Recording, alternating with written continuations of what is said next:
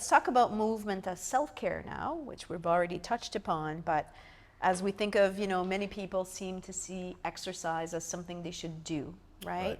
So how can movement become something that supports us rather than an obligation? Well, I think you got to find something that you like doing. Like, it's not about coming to Peak Fitness or going to Good Life, or like, regardless of the activity, whether it's pickleball or it's what, like, it doesn't really matter, right? So first of all, you got to like going to whatever you're doing. It's always nice to have the support or somebody that you can do stuff with. It's not also just the fact of doing the activity, but it's also the fact of socializing and building those relations as well, right? And I think this is important for listeners to hear, but again, drawing from my own experience, this was a happy surprise for me to join, because at first I was just, I was doing walking, yoga, training with Jeremy, and then slowly I added the classes. And in the classes, I've actually got to meet wonderful people. And when I was away, they were actually asking Jeremy, where's your mom? Where's Nadine? 100%. And when I was back, I felt welcome, right? So it feels good to have like that community spirit. And that's a big part of our gym is that. Like, it's like everybody goes at 9 a.m. It's always the same crew.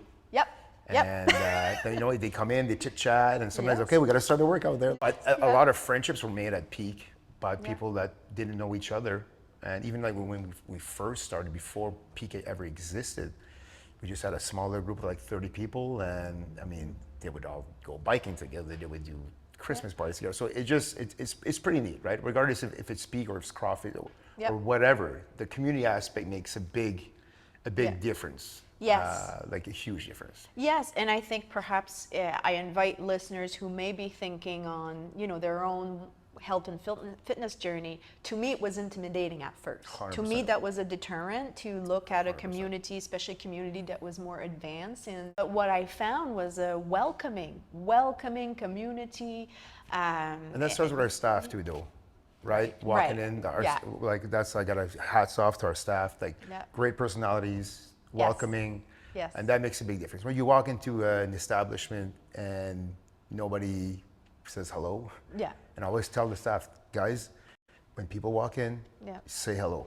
Yes. Because more than likely, this might be their best hour of their day. Coming in, they might have been coming out of a job where nobody recognized them there or says anything, and they walk in and you say hello, and they don't have to think about doing supper, they don't have to think about bringing the kid to hockey. Is there 1 hour for them? And then once that goes through, it then makes the people feel comfortable, and then they start talking to people, and then it just kind of snowballs from there.